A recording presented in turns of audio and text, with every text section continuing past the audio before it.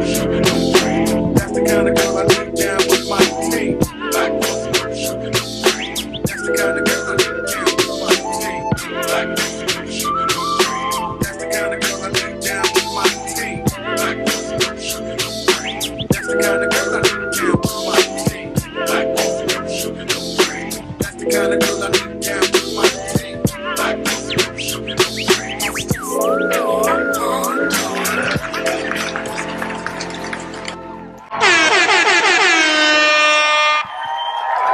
Turn my horns, my bombs, turn them up. Turn them up. This Black coffee. Black coffee, no sugar. No cream. No cream. Podcast. Wow. Was it 57? We're in the 50s? Yeah. You sure? Yeah. Black coffee, no sugar, no cream podcast. Okay. 57. Let's go with 57. We'll go with that. Episode 57, Black Coffee, No Sugar, No Cream. Black coffee, am no sugar, no cream. at Kenneth Jinks. I changed my Facebook name. I'm Ken Jinks on Facebook. I saw that, man. I ain't pimping no more. I'm turning my pimp card in. You serious? You gave it up? Yeah, I gave it up. Proud. You can get some horns or something like that. That's good. Yeah, gave it up. That's right. Yeah, No I more ain't pimping. pimping no That's more. good, man. I'm really proud. You don't get no hand clap or something. That's good. King of the one-liners, y'all. And that Give it up is for yourself. I'm Brother Timothy. Brother Timothy. How you been, my brother? Working. You and I know me I both. say that a lot, man, but working. I enjoy working. So it's good, you know. It's super good. Nice. I say you working. Yeah, I just got off the football field. Wow, you really enjoy that. Yeah, don't you? it's that time, and I can earn a little bit. Mhm. And Wait, you ain't doing it for fun? For the culture, for the love of the game? maybe. Oh, I was gonna say you're doing it for the love of the game. I mean, yeah. I'm not doing it for free. Oh, okay. All right. I thought okay. But yeah, I'm doing it for the love. That's good, and you get paid. I think that's one. Yeah, Well, get a you little- should. get a little man. chop, I don't- yeah. I mean, ain't nothing free. I don't like free stuff. Right. I'm for profit. I really don't. I am Yeah. for profit. Yeah, Yes, sir. I don't like all that free stuff. Ain't So, no free nothing. Everything costs. Yeah. So Black Coffee, No Sugar, No Cream. We everywhere where you can listen to podcasts. Most notably, we still on SoundCloud, but you can't hear all the episodes from 1 to 55. But Apple Podcasts, Google, Spotify, Spreaker, Stitcher, Overcast. Man, you'd be surprised. I pick up people and Really? they're like, "Are you on Stitcher?" Like, yeah. Are you on Spreaker? Why so many? I mean, I know it's Podcast people is got their own taking thing. over. Wow. It is taking over. People can, like us, we have a platform and we can say what we want to say. It's not terrestrial radio, so it's nobody is No FCC and yeah. So we can curse. We can do and say what we want. okay. So Gotcha. yeah. So I just want to give a shout out to Chris Bell. If you notice, a few episodes ago, we changed our intro song, and want to give a shout out to Chris Bell. He is the one that did that. He's producer, musician from Danville, so he flipped it for us. So It sounds good. I like it. yeah, so shout out to Chris Bell.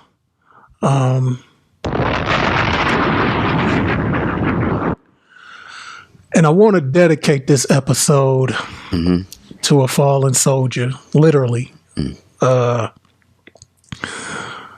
My guy Theo Coleman, rest in peace. Guess he was coming back from Effingham, and I don't want to speculate. I have no idea what happened, but you know, if you add 1 + 1 or 2 + 2, he hit the back of a semi going a high rate of speed. So, sound like maybe it might have been, may have been on his phone, and No, he wouldn't do that. yeah, I don't know, but RIP, did 20 years in the Army. I retired, and getting ready to enter the next phase. So you know him.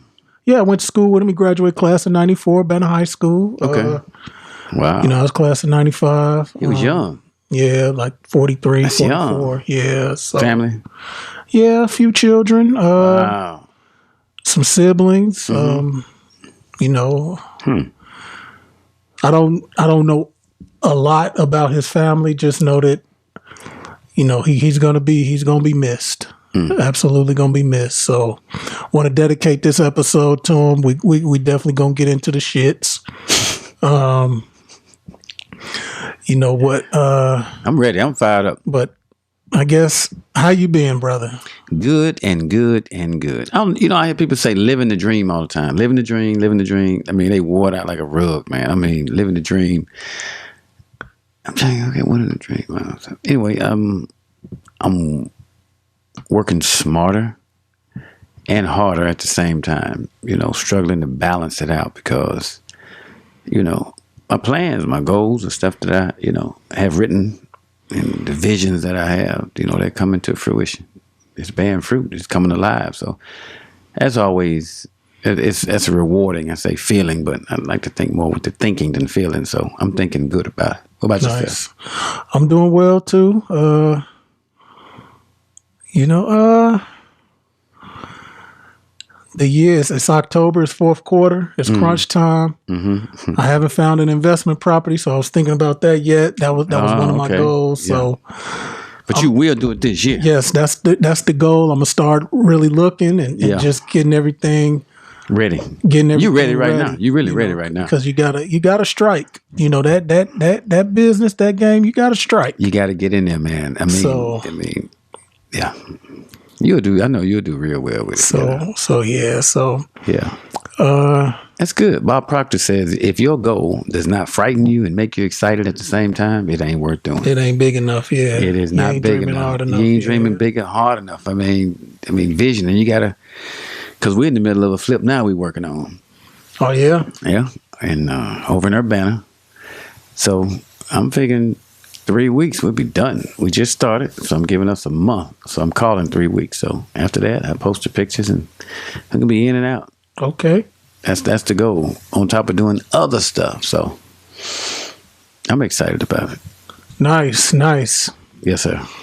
So I mean, listen, we recording this on a Thursday. It went down in Dallas yesterday. Actually Tuesday and yesterday. We spoke about it. I wish I would have touched on the episode, but about a year and some change ago, there was a off-duty police officer that was headed home, had a good night out, I guess, and parked on the wrong side of the apartment complex and, you know, went up the wrong set of stairs, went to the wrong door, and it's still, I didn't watch the trial, so I still don't really know what happened. But a 28-year-old Haitian man, Botham John, was chilling inside his own apartment, enjoying some ice cream, probably in his drawers, watching TV. Yeah, that's probably what it was. Yeah, you know, maybe even naked. Sure, who knows? Oh, well. Pause. Let's stick with the clothes. Let's keep it PG. But anyway, you laugh to keep from crying, but Botham Jean, you know, was in his apartment enjoying some ice cream, and someone pretty much broke into his apartment while he was enjoying his ice cream. While he was enjoying his ice cream, relaxing, as if it was Listen hers. to a little jazz. Yeah. And instead of realizing she was in the wrong apartment, reasoning with the person, she took it upon herself as an off-duty police officer that was armed to pull out her weapon, shoot, and kill. Wow. I remember that. Yeah, we talked about it. Yep. Yes, we did. You remember what we talked about at the time? Oh, we done had so many fill me in. I mean, we speculated that, you know, she could possibly have known him. Yeah. In the same building. That's what I recall. Right, same building. We returned back to that. You know, same building. I think they probably, knew each other, depends on, how long he lived there, how long she lived there. And if it was on the complete opposite side of the building, we talked about, could it be possible that she could have mistaken it? Was she drinking? Was there a toxicology report? Right. And there was no reports. Obvious. And just reading up on it, she was actually sexting a co-worker that she was involved with. Really? Yeah. So at the time? Yeah. Okay. Leading up to her offense. Uh-huh. So, in fairness to her, okay, that doesn't factor. I don't think there's premeditation. You don't think so? You think it was an accident? Right. In a sense. Okay. I can see that. Yeah. It depends on where you're standing. If you move around here and move around there, you'll see different angles. So, you said in fairness. Okay. Right. Trying to be fair. Okay. We are media. That sounded good to say. Yeah, that was really good. I like that. So, I guess it's just one of those things where trying to be fair, trying to... And it's a struggle to be fair. Right. Trying to be ethically and morally on point while expressing our unfiltered opinion. That's tough right there. Through our lens. Yeah. Through our lens. That's the most important thing. Through our lens. Yeah, that's an opinion. Everybody has their own lens. Yeah, that's true. So, some new glasses. Yeah, that's nice. Fairly new. Yeah, that's new. Yeah. I like it. Talking about lenses. Come on, y'all.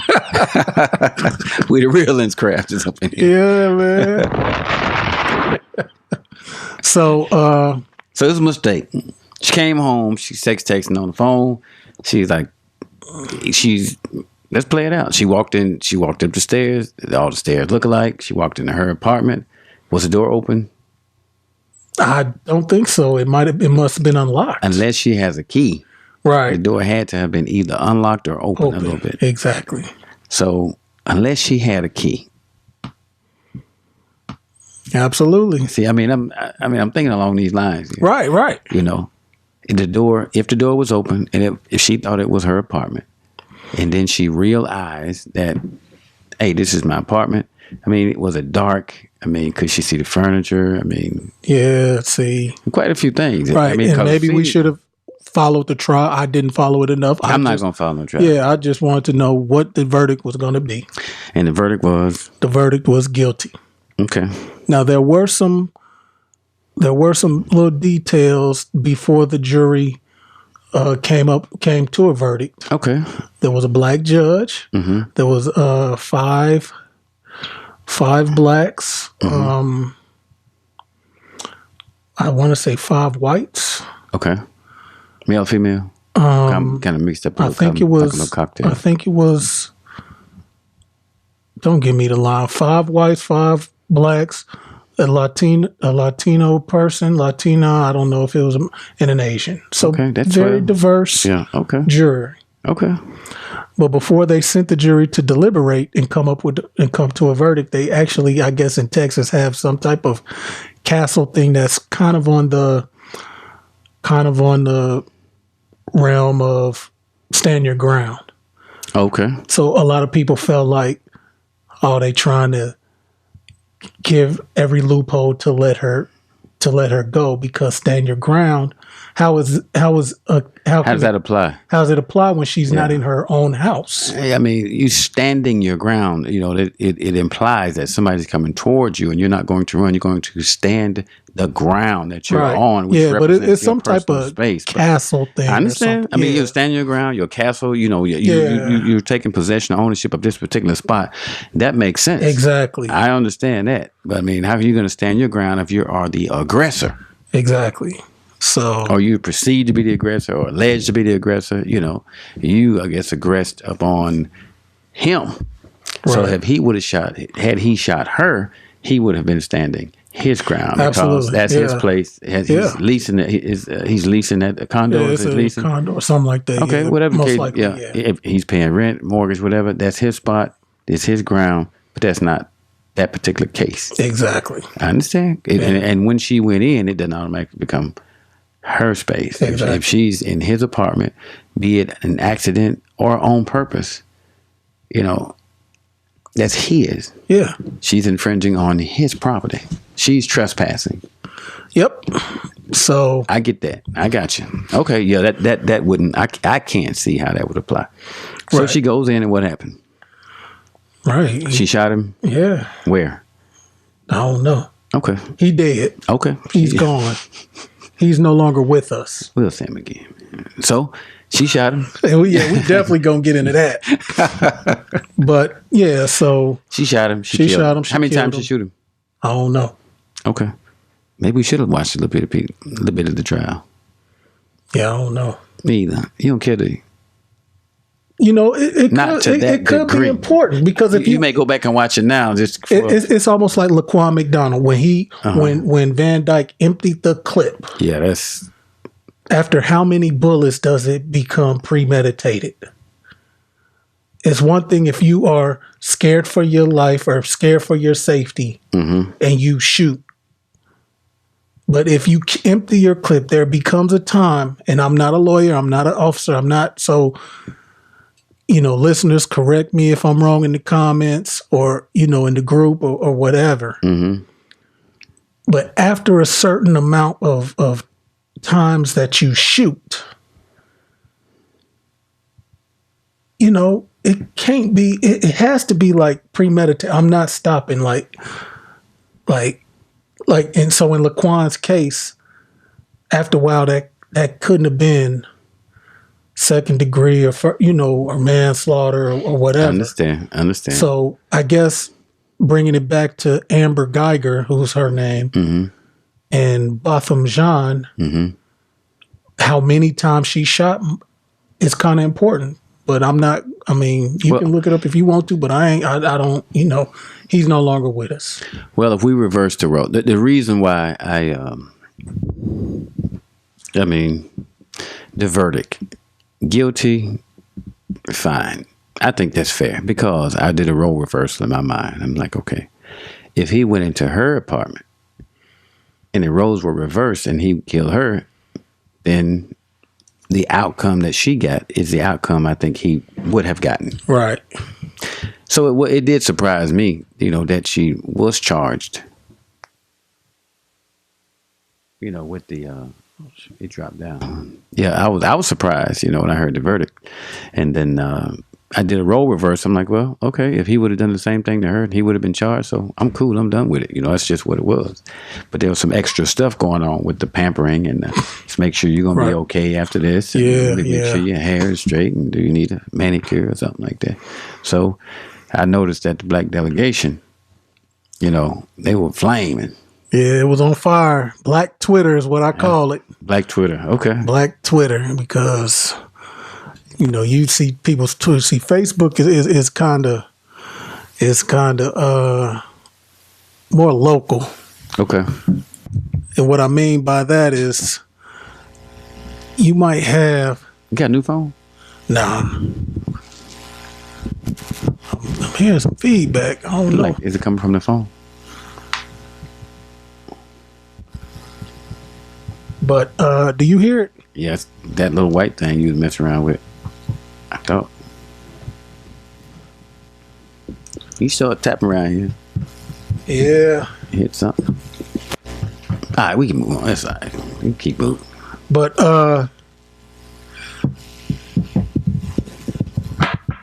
okay.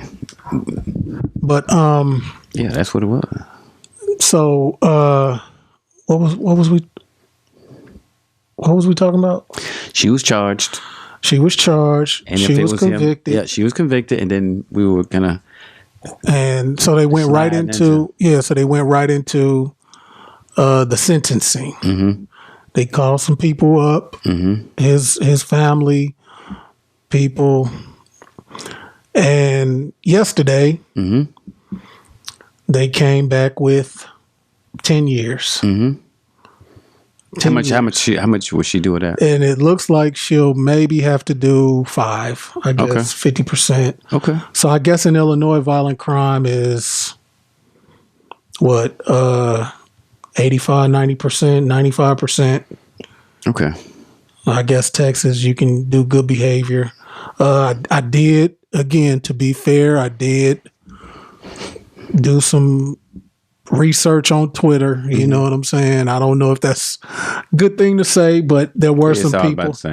There were some people that were tweeting that, lawyers and things like that pretty much said that was about right. What was? The 10 years. Okay.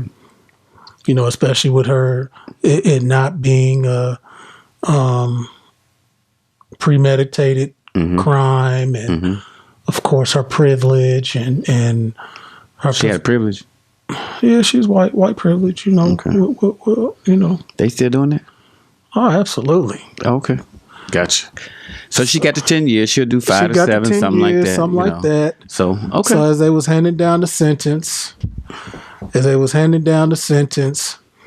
What rocked Black Twitter was Botham John's brother. Okay. And let me text my son. Yeah, handle it. So Botham John's brother, I don't want to play it. He spoke for about 4 minutes. Okay. He's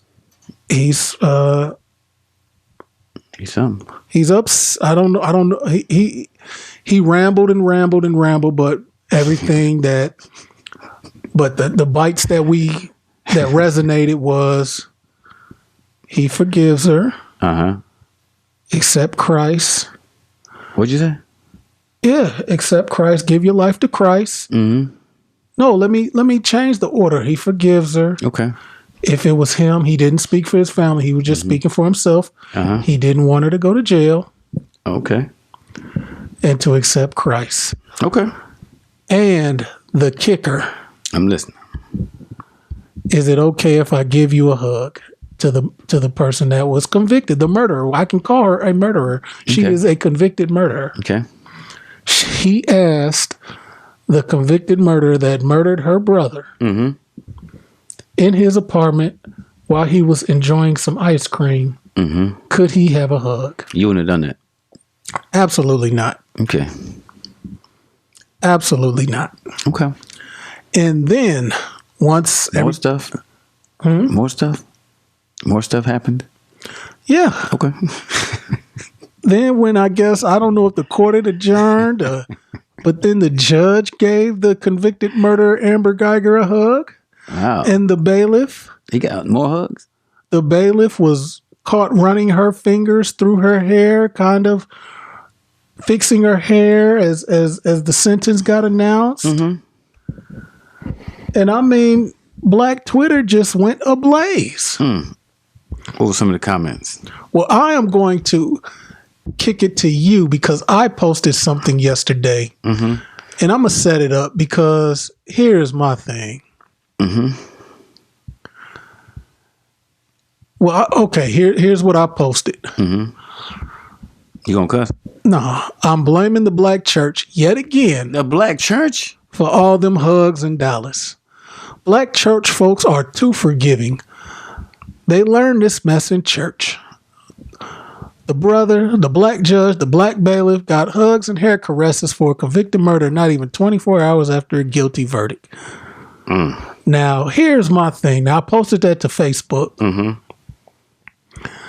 When I post Kanye music on Sunday service, you got your little deep church folks that be peeping, and then they'll go and create their own status about maybe what he doing is dangerous, or they can't honor and respect what he's doing. They have to reserve judgment, and let's see what happens because he came from the hip hop realm, secular realm per se. And now he's doing gospel music and has his choir. But when I attack the church or try to hold the church accountable, that's better. They quiet. You think the church has something to do with how black people in general are forgiving and loving, and I believe so. you think it's over the top? Yes. That's honest. So you're not real churchy. You're not a church hopper. I'm a believer. I feel like I am believe what? spiritual. You going to heaven? I believe there's a higher being. Okay, I get that. I believe there's a higher being. I believe in good energy and That's good. I like that. What about in the ground and the things. thing and the pitchfork and the red leotard? What about that?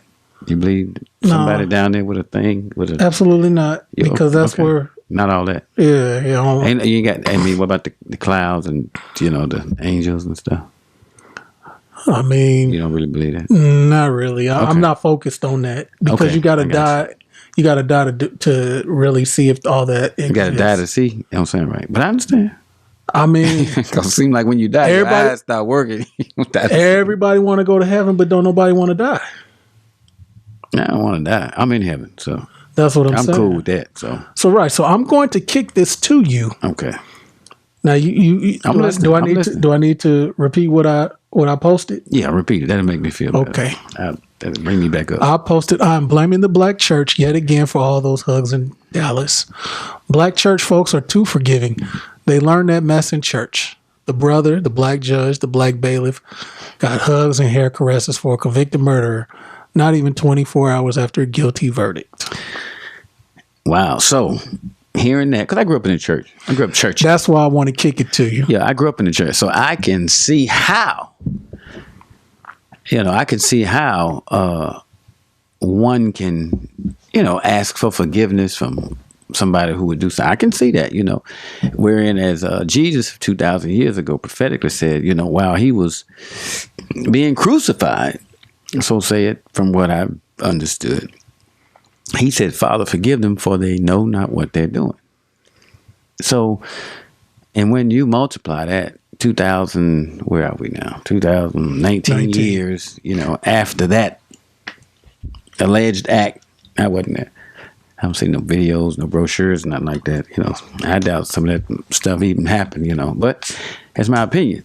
But just how, I grew up and what I've heard and some of what I read, I can see, a lot of things that, things are allegorical in the Bible, parables from the mathematics, parabola, which means around, so somebody tell a little story with a hidden meaning, you have to kind of figure it out. So it depends on, your IQ or EQ, whatever the case may be, you'll perceive things differently. So you'll translate things differently. So of course, in church, you're going to get a lot of hugs. You're going to get a lot of, baby, I'm going to pray for you. Everything going to be all right.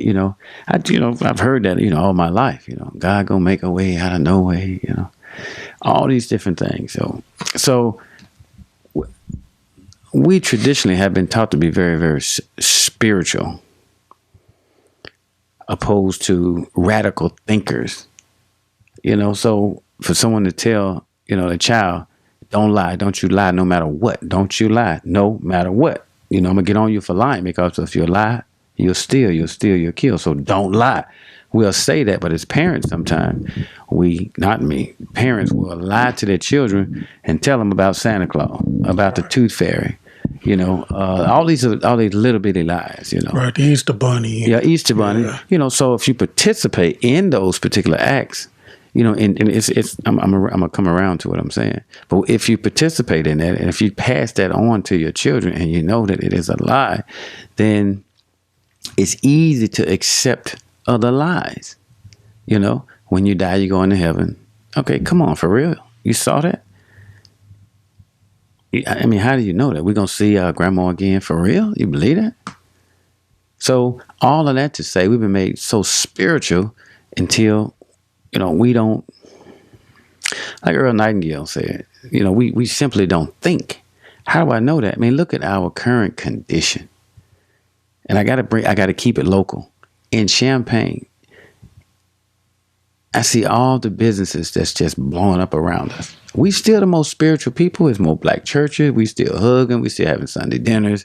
We still, trying to find a way to cope with some of the things that has happened to us and it's continuing to happen to us. And some of us think it'll never change. So what do you have if you don't have, the requisite resources to change, your present condition? Then you're going to be dreamy.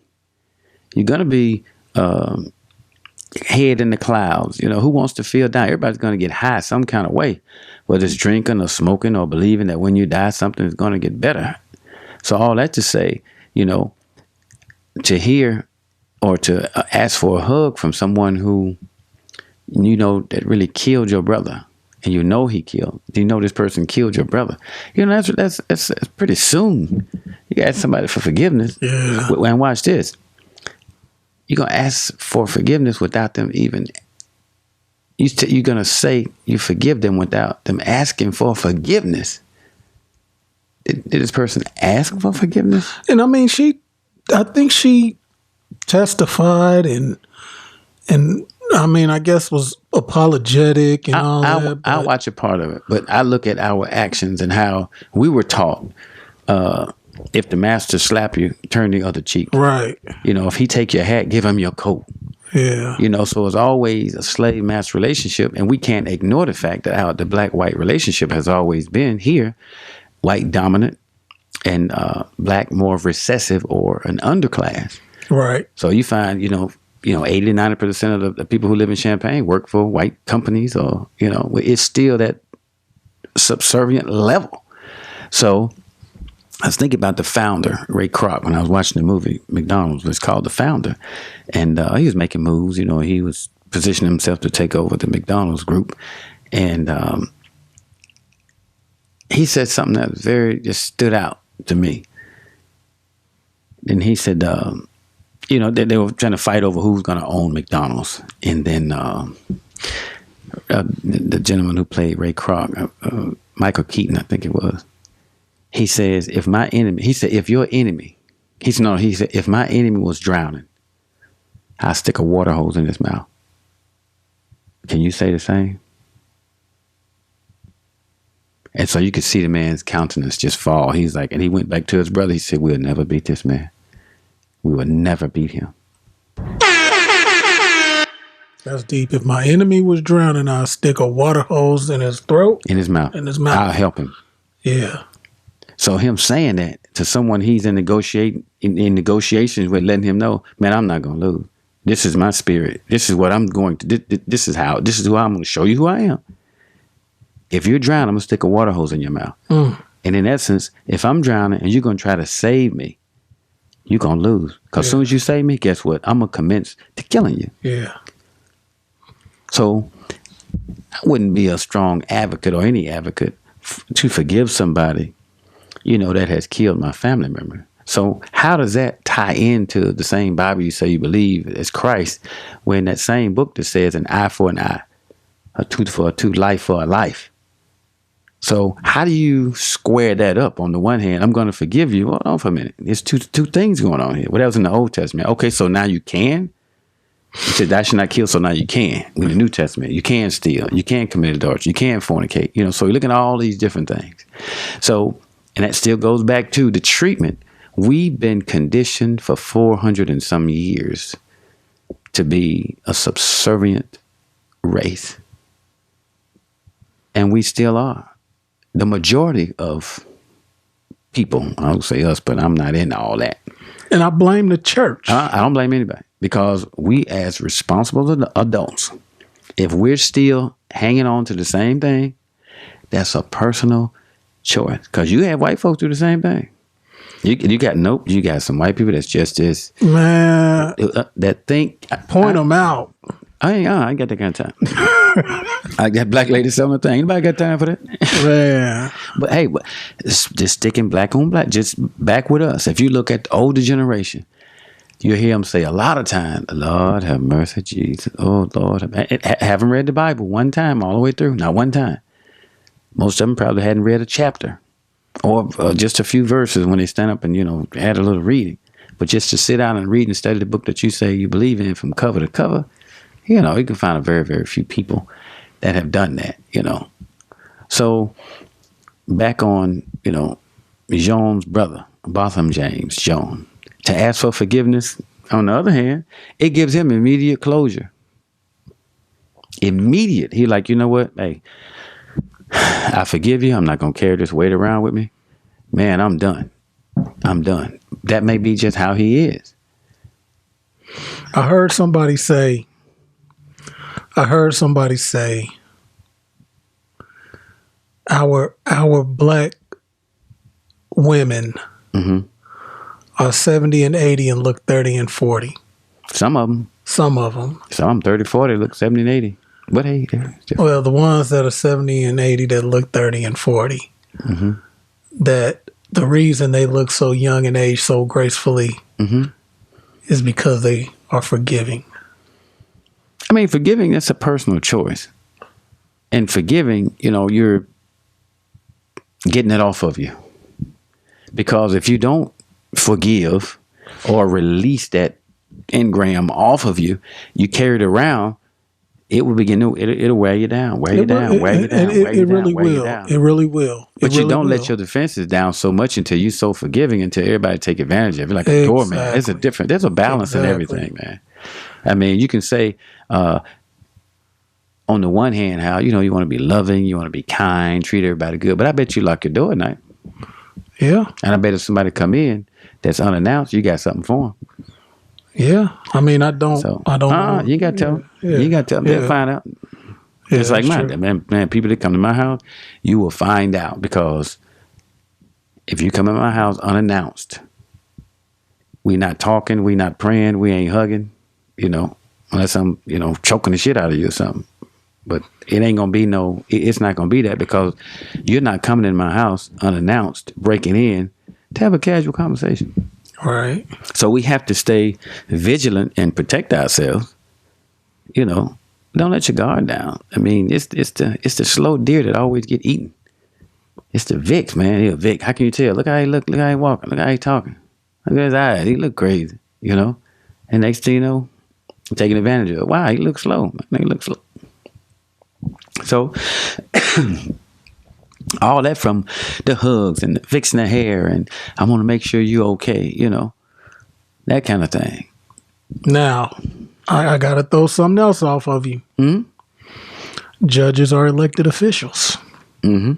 There is a meme or whatever going around basically saying that the Dallas police, the police of Dallas, endorses this particular judge. Do you think that that might be her motivation for having so much compassion for the murderer, Amber Guyger? I mean, it's very challenging to question somebody's motives. Why they doing that, Could it be? It's possible. Could that just be how she is? Then we have to take a look at her track record. Has she done that before? Right. Have you ever seen that before? Did O.J. Simpson get a hug? Hold on now. Is R. Kelly going to get a hug? He might. It depends on who he offended while he was up in there. Right. I wonder if one of them... Well, shoot, all the money he done paid out, somebody better give him a hug. Shoot. Once the money's gone, man, you regular, you ordinary now. Yeah, that's why he in the position he in now. Yeah, but, so I saw a little bitty, small portion of him going back to court. And I guess someone, whoever posted money, they wanted their money back. Yeah. I saw that. Yeah, she ain't get that chop back. No, she's not going to get it either. And because, the judge said, listen, did you read that? Did when she posted the bail to get him out, he said, did she read here where it says she could lose her money? She could forfeit it. That money could be used for fines. It could be used for restitution. It could be, used for whatever. Right. He had child support out there. Your money yeah, back. So he had child support a lot. That money can go to restitution. So she gave it just knowing he's going to get out. Or why wouldn't you? Why would you do it? So there was someone arguing just for her to get her money back. And then his lawyer said absolutely nothing, like, let him keep the money, this other kind of stuff. So the judge is like, no. Right, yeah, she lost that. Yeah, When you put it up, you lost it. That's fine. But I tell you what's Right, crazy. don't expect it back. Yeah. Well, I mean, when you bail somebody out, you post bond, and you pay the money to get somebody out. The crazy part about it is, you know, you put up $1,000, whatever. But when they get out, after they take the little fees out, they give them the money. Are you gonna get the money back from them that you put up? Exactly. Or do they keep it and be like what? You know, get the money back to the people that gave it to you. If not, eventually they're not gonna do that again. Right. Not with you. Right. Maybe not with anybody. Right. So I can understand Black Twitter, you know, up in arms and, you know, saying, man, what are you doing? Because here's a new generation. We're not the go along to get along. You know, you can't, you know, I mean, you just can't tell us anything and we believe it. We're thinking now. We're making moves now. We got a younger generation that don't want to listen to anybody. We wonder why. Born grown. They born grown. You can't tell them nothing. But we have not done a very good job showing them that we're going to succeed and things are going to get better for them. So they don't have the skill set to work some job. Yeah. They don't have the patience to follow another 400 years. So when you look at this generation, it's the strongest generation we've ever had and the most misguided.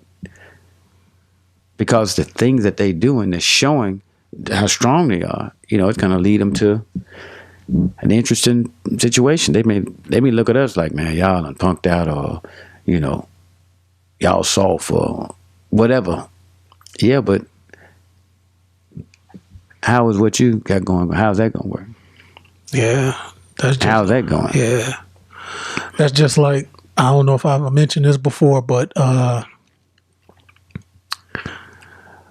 went to the gas station. Matter of fact, today, I went to the gas station on Tuesday. Mm-hmm. 2 days ago, Tuesday. 2 days ago. Tuesday. And I put $6 in the tank. Okay. That's all I put in the tank. Okay. And, you know, the person behind the register, you know, he didn't really react or whatever, but he pretty much was like, man, you ain't going. I mean, he didn't say it, but he had that look like, what the hell you going with putting $6 in the tank and it's $2.69? Yeah.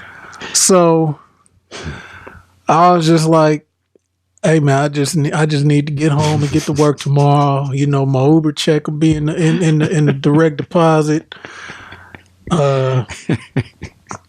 You know, hey, that's what it is. But what I told him was, mm-hmm. I feel bad for this new generation of youth, mm-hmm. because with social media, with just everything that their era is about, is optics, is how you look, not about what it really is. Uh-huh. It's like they can't be broke in this social media era, mm-hmm. because that's just too many cool points wiped away. That's, you know, I mean, I know you in your day, whether it was while you was in the military, while you was in your 20s or teens, you probably had a couple of friends down in Mississippi and stretched $20-$25 with 4-5 people, probably put some gas in the car, got you something to eat, got in the club or went to the gas station to get a little something, whatever. Like y'all stretched that. Yeah. I know I've been able to stretch, and I get it. Inflation is a big dog now, but if you ain't got it, you ain't got it. So what do you do? Man, I wish I could fill the tank up, but I can only put $6 in there right now. But you riding clean. Yeah. You ain't riding dirty. You riding clean. Exactly. You got L's. Got L's, insurance. You got your house. You kNOw, pay your mortgage. Exactly. You got you got vehicles. Everything's caught up. Yeah. So. But that's the point, though. Yeah. But this normal, it's like, man. What they gonna do? I don't know. I mean, I'm just glad my children at this point in time, and it might change. You know, I got my son. We got our son a phone. Our about to be 12-year-old, and I mean it's just one of those things where I took him out the finish line for school. Man, you see anything you like? Nope. We had to end up going to shoe carnival. He got what he liked. I mean, he found something. I mean, he was able to find something That's that he good. liked. And I mean, it was Nikes. I mean, but it's just, you go to the mall and it's Jordans and Kyries and KDs and PGs. I don't know what that is, but the signature athletes. And how much they cost? And everything was $100. I mean, it was a few on sale. Wow. But I'm telling him, what do you like? He didn't like nothing. So I mean, for the price, You're doing a good job. Yeah. For him to, not just run for the. No, but he love his electronics. I mean, that's where he gonna break me. He ain't gonna break you. Yeah, he gonna break me with his affinity for, electronics. No, you just got to figure out how to continue to give him those resources. Exactly. I mean, what else can you discover something that he enjoys doing. You got to keep feeding it. Yeah. With however, within your parameters, what you can afford to spend on that without sacrificing and losing in other areas. So, yeah, my son, he loves that kind of stuff. I mean, children love to embrace technology. Technology makes things easier. So, and they want it right now. They want it fast. Their minds are moving so fast. I mean, my sons, my daughter, they just go. They're just fast. They're thinking fast. So when it's time to sit down and maybe have a conversation, things like slow motion. So the new generation, they pop. Good example. We were growing up, we had Encyclopedia Britannicas. We had to stop, had to look up words, A through L, M through Z, so we thumbing through it, looking for it. And now, you try to get them to do it. It's almost retarded. Why would you, want them to use a slower, lower, older technology? We're not carrying around, the typewriters and a bunch of paper. That's just like a former guest on the show. It's like, man, I got a device here that can store 256 gigabytes of space. Wow. I don't want a CD.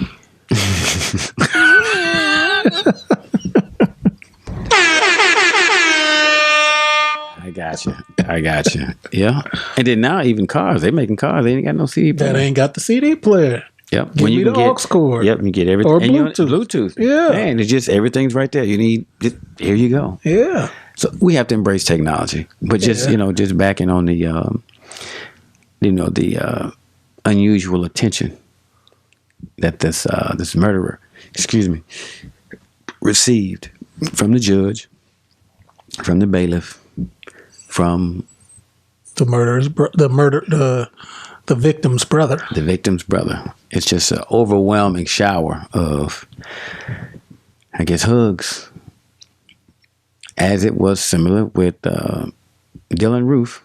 Exactly. When he went and shot up the church after just amazing,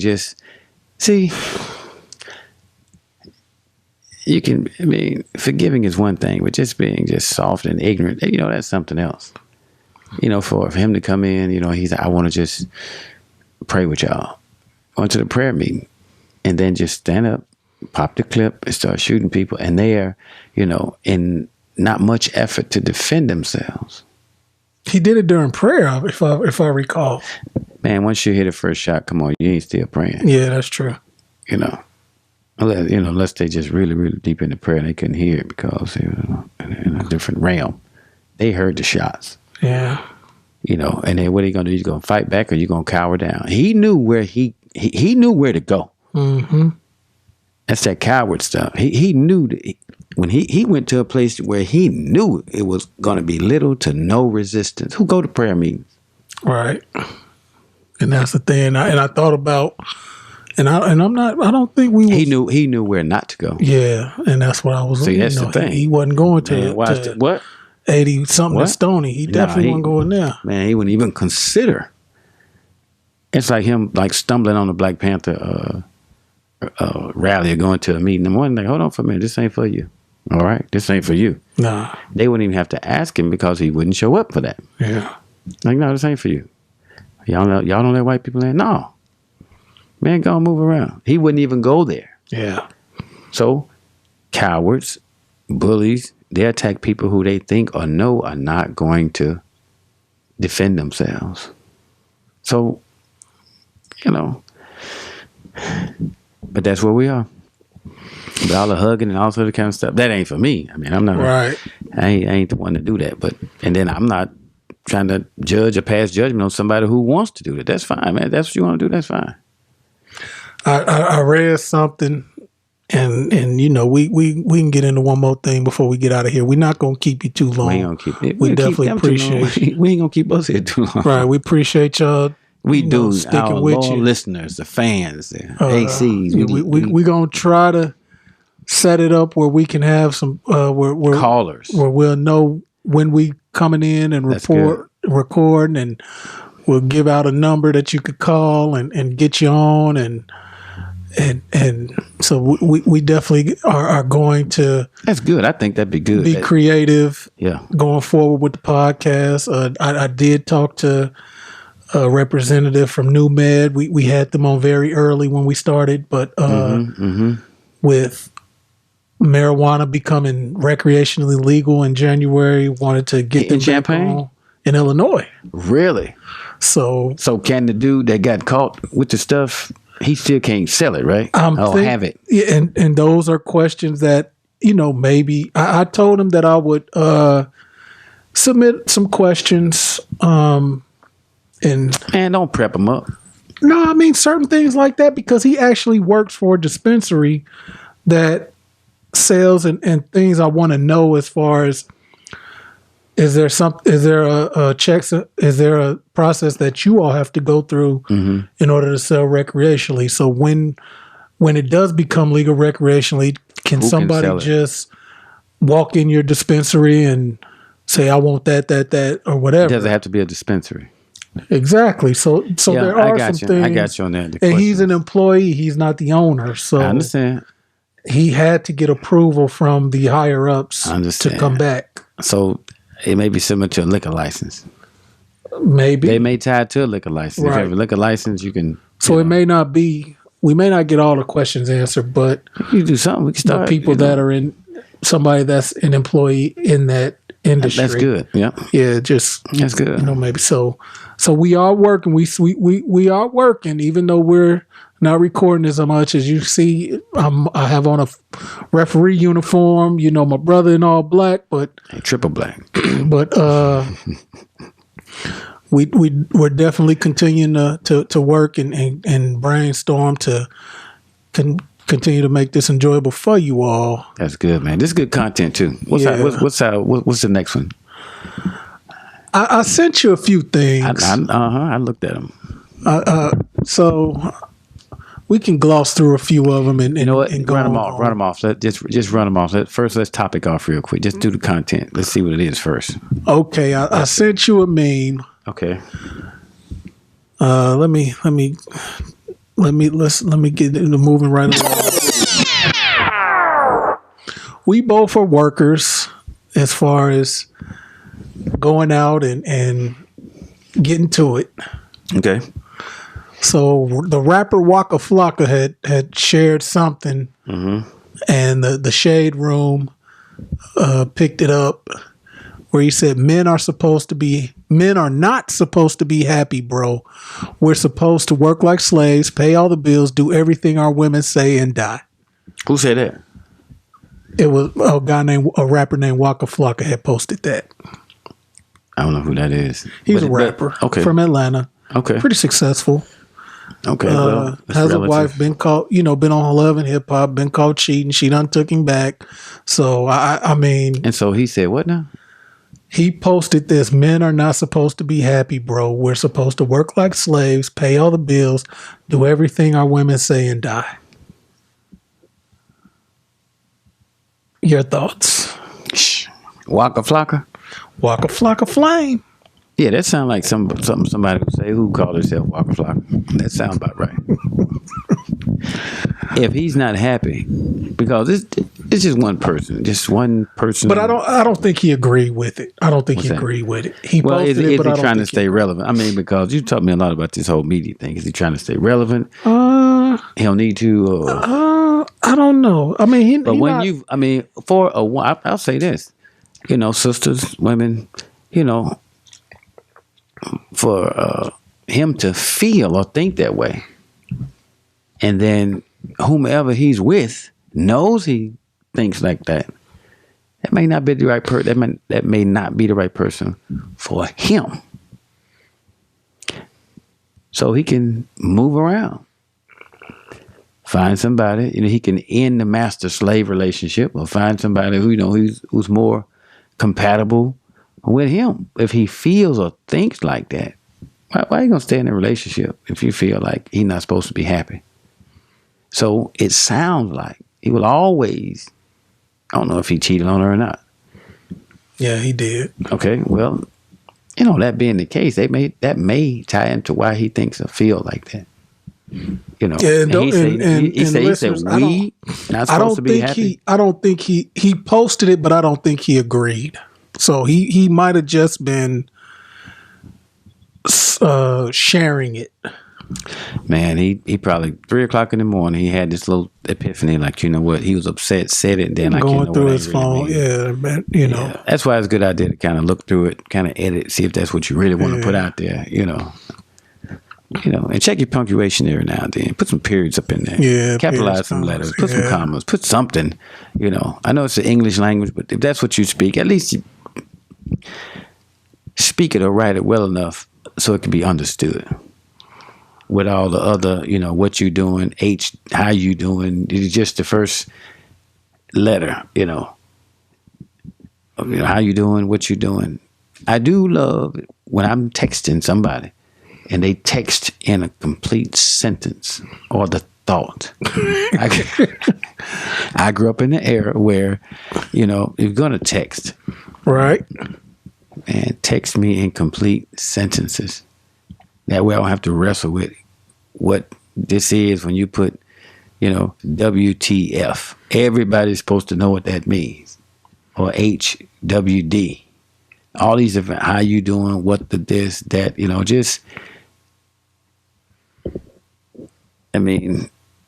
not reading much. You're not going to read a book. You're not going to read much of anything because you're conditioning your mind not to have, constants and vowels and form sentences, sentence structure, the syntax is right. I'm by no means any type of English professor or very, very good at English. But that's the era I grew up in. Yeah. And it helps me to communicate better when I can actually see the word when somebody says it. That helps me. Because I know I was, just speaking with someone who, use a lot of, I guess, slang, everything,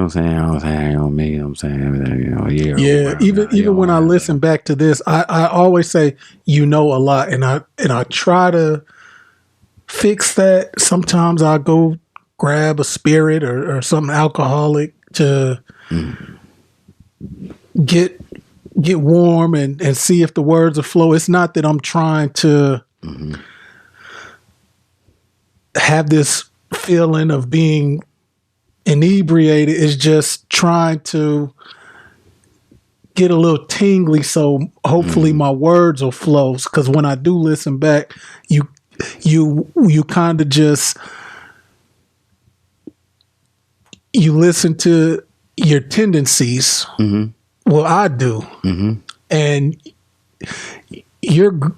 me personally, I think you're great as far as how you speak. That's good though, isn't it? Oh, absolutely. I think you do an exceptional job. I try, it's something, and I just did it again, but to me, it's something that I pay attention to. So I actually listen back. Sometimes I'll listen to like in the 20s or something. I'll just scroll down and just click play and just see how I sounded this episode. So I'll listen out of turn. That's good. I think that's very. That's That's intelligent to look back over how you sound, what you said, how you said it, to examine, analyze, and to make necessary corrections to make yourself a better person. And that's life. Life is about advancement. Yeah. Life is about growing. Life is about developing. And I'll attribute that to every night, not some nights, every single night. I mean, I listen to audiobooks, 3, 4, sometimes 5 hours. And see, I just saved too, and I used to just like to read. I wanted the hard copy. I wanted to look at the pictures, but I downloaded Rick Ross's book and Dapper Dan from Harlem.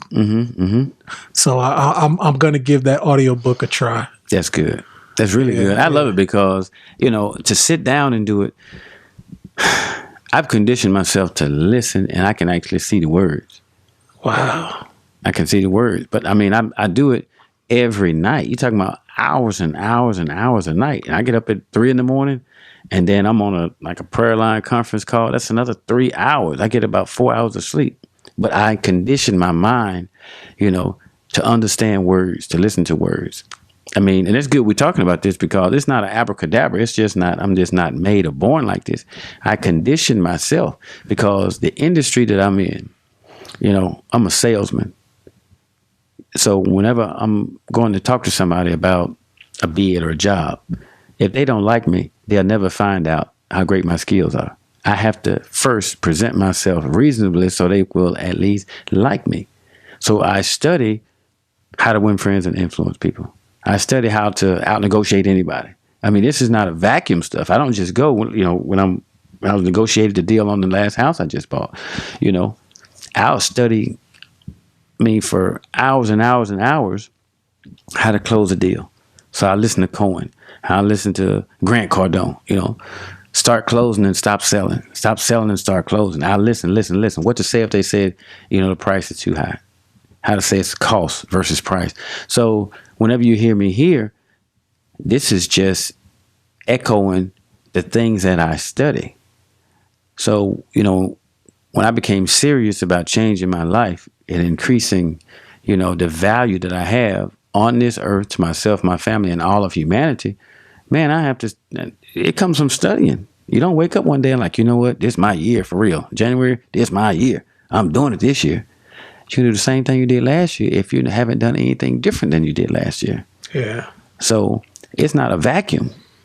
It comes, we all reap what we sow. That's why it's not fair for somebody else to receive the same benefits as I received if I'm working smarter or harder. I don't care what they get, but, you should reap what you sow. That's fair. That's what I love about life. You're going to reap what you sow. What you plant and water and grow and develop, that's what's going to grow, what you plant. And it's funny.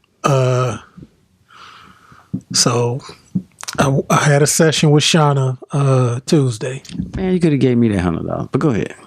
Well, don't say it.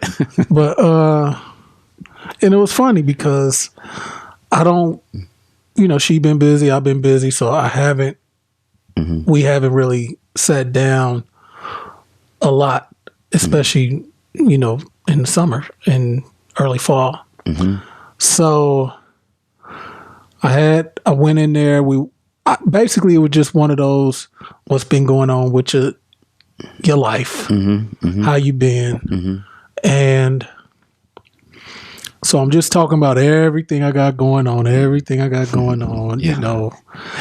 and she was like, yeah, you're talking about reffing and this and that, and you haven't mentioned your wife. And can you tell this? Yeah. And so I was like, well, she understands, it's football season and I'm taking this money, we stacking it, we're going to Vegas, and she's like, but everything is, you're making time for everything. Make time for her. So I appreciated that. I was just like, I'm glad you challenged me in a way that didn't make me become defensive, didn't, made me think. So we just get to talking, and, I was just talking about some of the things that was going on with my children and in school, at home, things that, and she was like, it just, and of course, as y'all know, if y'all listen to that episode, she's white. So, ooh, man, wow. But you don't give her no hug, do you? No, I've never. No hugs. Fist bump or something. Not even that. That's good. Not even that. I mean, it's very professional. She professional. You know what I'm saying? As well as should be. That's good. Yeah. So she a hustler. You know what I'm saying? So. But no. But the point That's I'm trying a compliment now. Come on. Yeah, absolutely. But the point I'm trying to get to is we were. She was just. She had mentioned about how she just feel like fathers in the Black community, the fathers that are there is she didn't use the term epidemic. She just said that it's almost the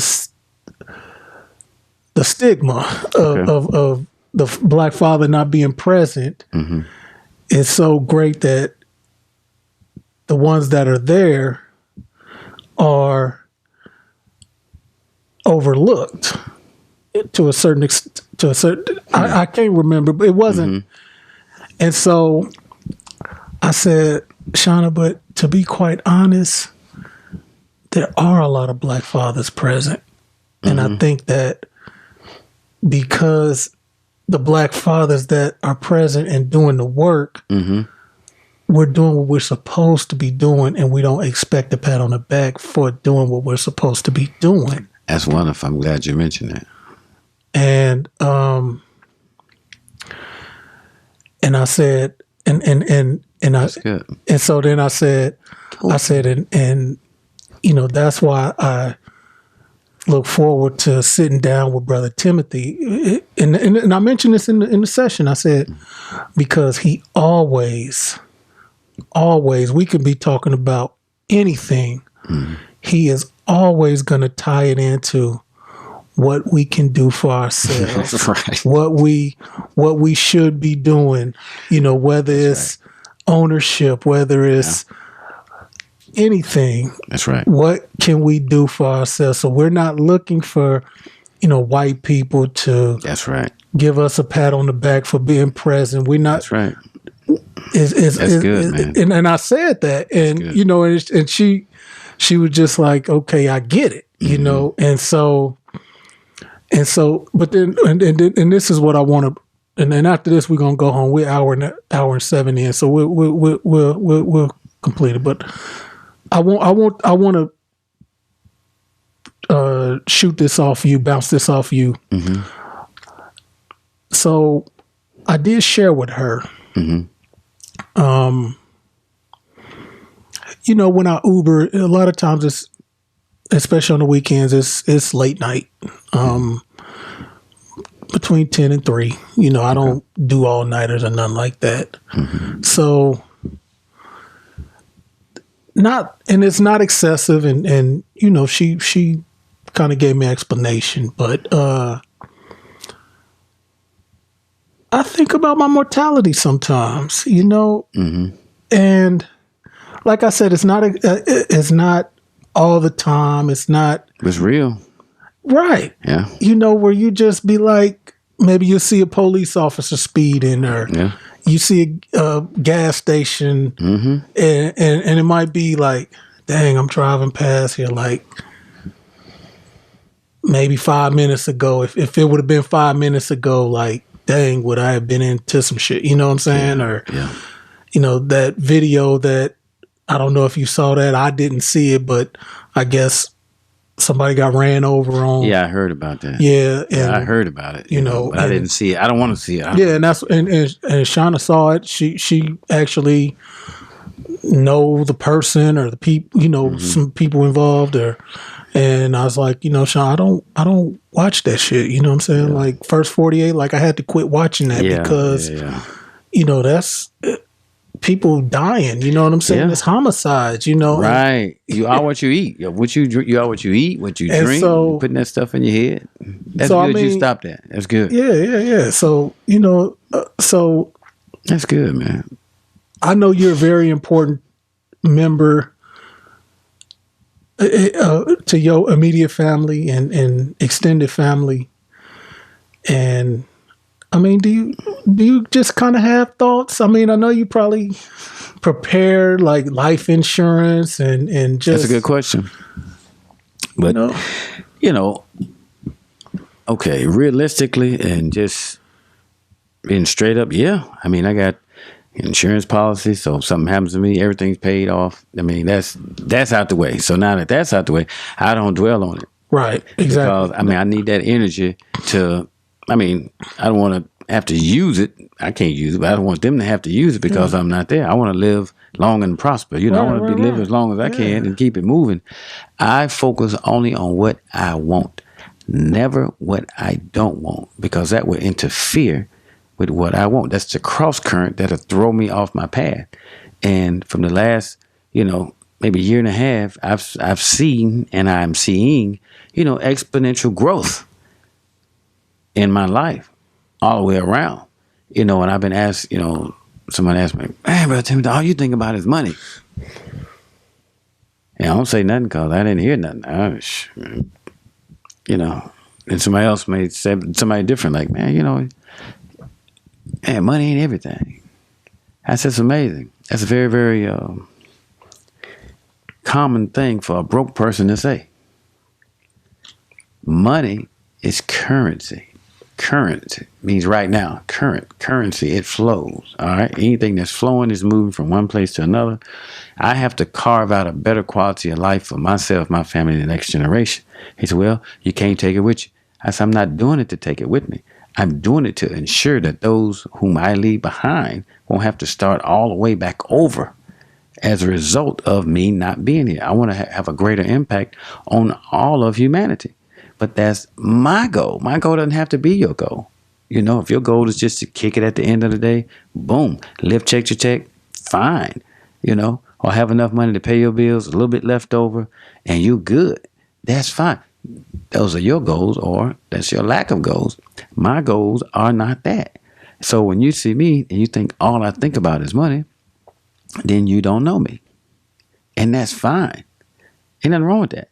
So when I think about, black men in, brothers or fathers in the community, I've never seen as many black men more responsible in the black community with their families than now. I think about my oldest son, Ryan. He loves his children. He takes very good care of them. Moses does a wonderful job with his children. I think about Dante. He does a very good job with his children. He loves his children. I'm talking about the children now. Whatever relationship they got, that's on them. I think about those, that I know. Little Robert. Love his children. They love their children.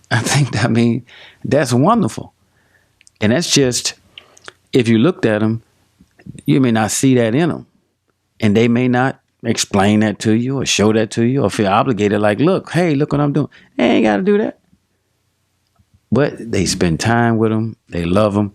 And, the statistic, whoever came with the stat that says, black men not here, black men are more loving, more kind, more generous than anybody on the planet. And that goes back to, and hold your thought, and that goes back to this whole, what we talked about the first 40 minutes is just like, because of that, and now that man was taken and his mother, his brother talked about his spirit and how he loved and how he would want us to forgive that woman. It's just sad. And so, I shared that with her because I've seen growth exponentially. She told me, she told me that when I first started, because I asked her, like, dang, it's been a while. No, she here's what she said, like, this, not this past time, but the previous time we had seen each other, which had been a while. And she said, man, Kenneth, I wish that I had recorded our first session so you can listen to how you sounded and then record your session today, and you will see a difference in just how you sound, what you're saying. And I asked her, I said, did I have a condition? And she said, yeah, I would say you're depressed. And I was like, thank you. I felt it. I knew it. But you never said anything. I didn't want to ask. And she was like I said when I was on your podcast, we just worked through it. I'm not into that. We worked through it. I think that's good. And so when I said,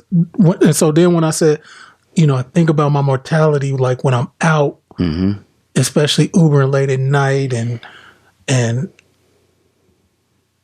she was, and so when I just started describing things, she was just like, no, that's normal. You there's value now, and your children depend on you. Your wife depends on you. So, if it goes in one ear and out the other, and crosses your brain, that's normal. But you're not. Don't dwell on it. Yeah, and I don't. Into it. And I don't. Yeah. And same thing with movies, man. And that was the whole thing. Like, I'm not going home just because, like, there are times where when I first started Ubering, I could be tired as hell. I got to get it.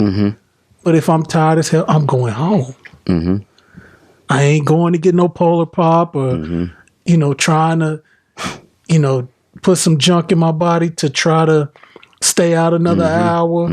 If I'm tired, I'm going home. That's just like last Friday, Michelle. It was Thursday and Friday. Thursday is a big night. I might even sign on when I leave here.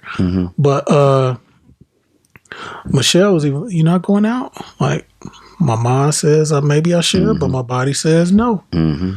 And it's just... That's good. Yeah. I think that's really good. Yeah. So, I'm proud of you, man. You can't get a button for yourself? There's some buttons over there. Yeah. Anything, bomb, drum, hand clap, something. Man, I guess I give myself some bombs. But like I've always told y'all, to the YouTube viewers as well, we always talk about sound, but we got a YouTube. That's good. But this is my therapy too. Yes, sir. That's good.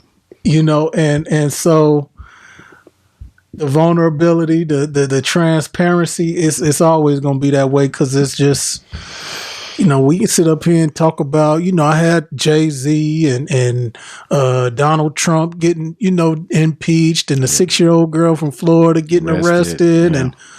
But I'm sorry, brother. I mean, we could have talked about, but I just felt like I wanted to shoot that off you as far as just your role with your family and yes, sir. But and that's it's more important to focus on our lives opposed to looking in the window at what Jay-Z and Beyonce it's like looking through their window at what they're doing every night, like watching popcorn. Eating popcorn and just like, hey, y'all come look at this. So all these people, millions of people are standing around, looking through their window while they go about their everyday lives, and they're getting paid millions of dollars to just do what they normally do. And the people are just mesmerized that, oh my God, see that? Yeah, she made an egg. Yeah, I saw that. Yeah. I mean, something as simple as that. They don't come to your job looking to see what you do. Right. So they lose value. Well, they don't even have value in my eyes, except that it's going to do something for me. And I just don't get that. I just didn't, I'm a generation ahead of you, so to speak, so 20 years, less than 20 years, but close enough to that does absolutely nothing for me. Like, I couldn't tell you positions on a football team. Right. I mean, I couldn't, none of that stuff, because I don't have the time. And I didn't grow up in that. But what I did notice about you is whenever you're speaking about sports, it just flows. It's more like it's just completely like natural. The stuff that you know, the stats, you're not tongue-tied with none of that. So whenever you're speaking about that, I have absolutely nothing to say because I don't understand that. And when you were speaking to somebody about it, you and Lil V, y'all talking about something I had no idea what y'all were talking about, but it was a nice, smooth, flowing conversation. It just flowed.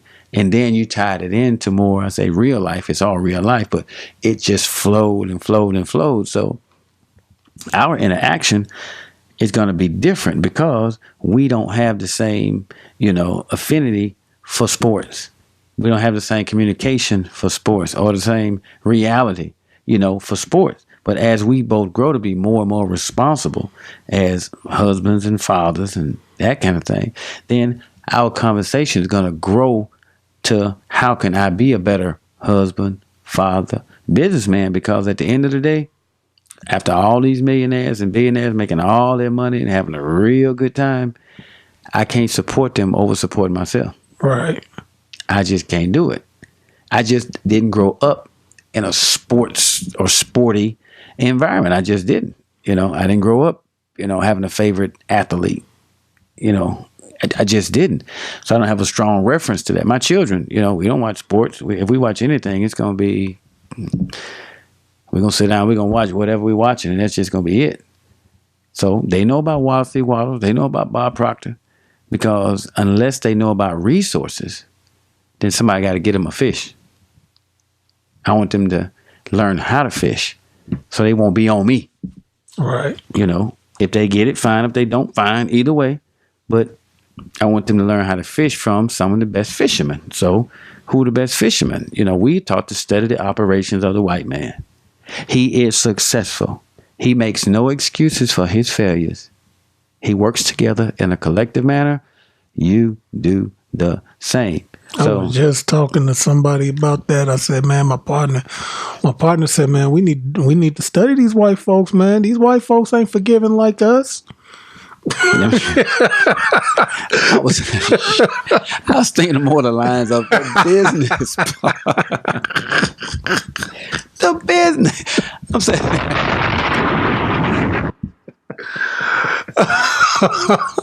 Hey, you flipped it in. I mean, that's good. I don't know who I was talking to about that today, man, or yesterday. I'm like, man, my brother always say, man, study them white folks, man. And man, the successful one. There's some crazy black, white, brown. There's some crazy people everywhere. Study the people who have proven themselves to be successful. Yeah. Can I learn something from Donald Trump? Yeah. Do I hang on everything he says? No. I mean, does he have a strong work ethic? Of course. Is he crazy? Yeah. I mean, just get what you can get from him and move it. Is he our president? Yeah. I mean, for the stuff we say, man, that ain't my president. Okay, who is? You're in America. That's your president. Guess what? That's your president. Deal with it, man.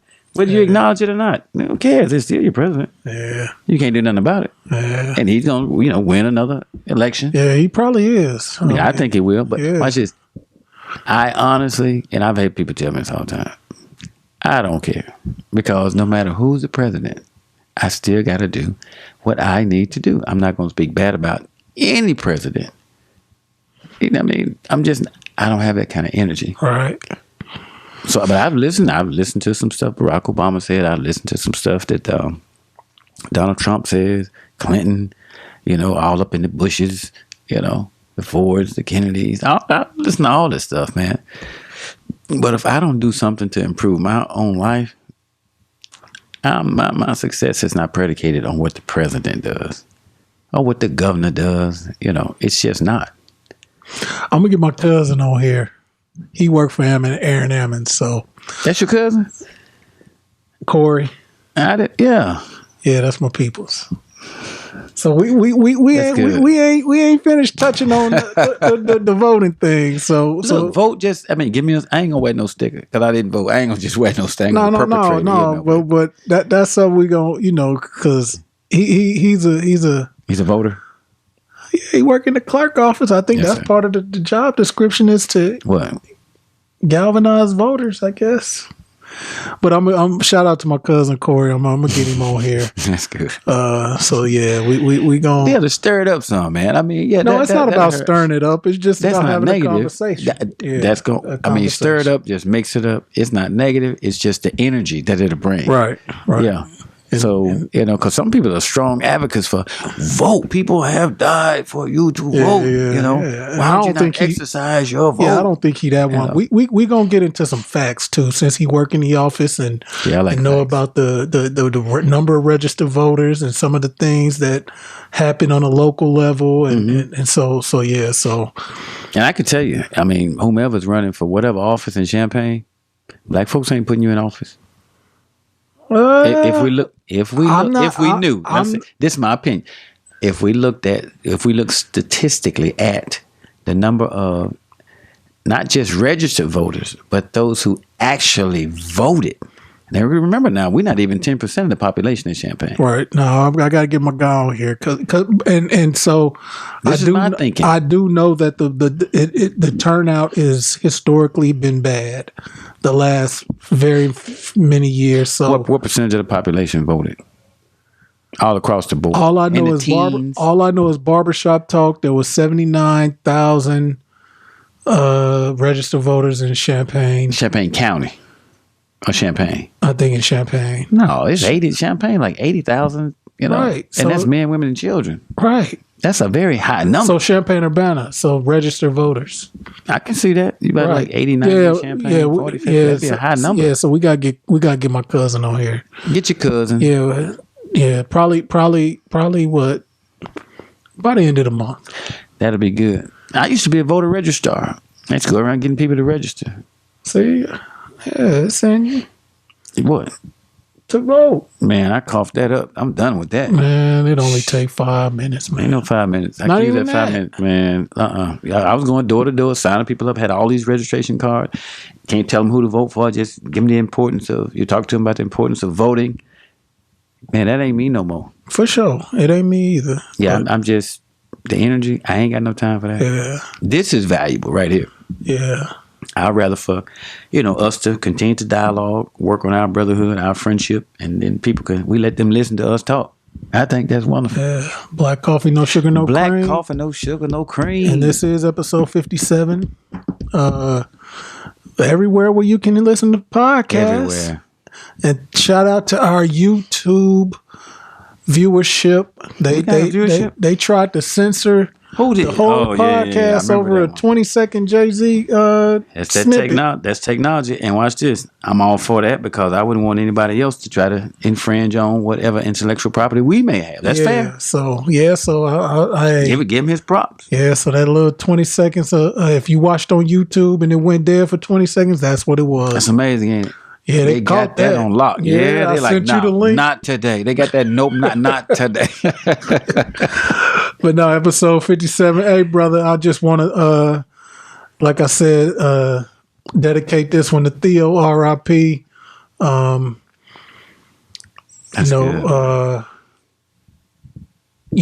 you was a good father. You went to the service when it wasn't the popular thing to do. You did your thing. Mm-hmm. It was cut short, but you was loved by a lot of people, and your memories and your loved ones, you live through them. That's so right. definitely want to dedicate. That's true. That's good. Dedicate I like that. This one to Theo, brother. Definitely want to just thank you for your commitment, your time, just everything you bring into the podcast. I look forward to this. Me too, man. Me too. But we're going to get on up out of here. Oh, excuse me. Going to get up out of here. Till next time. May peace be unto you. Go ahead, take us home in Arabic. In the Arabic language, our original language before we got here. Assalamu alaikum. Y'all finished or y'all done? Y'all finished or y'all finished or y'all done? I ain't got no more talking. Peace, y'all. Peace.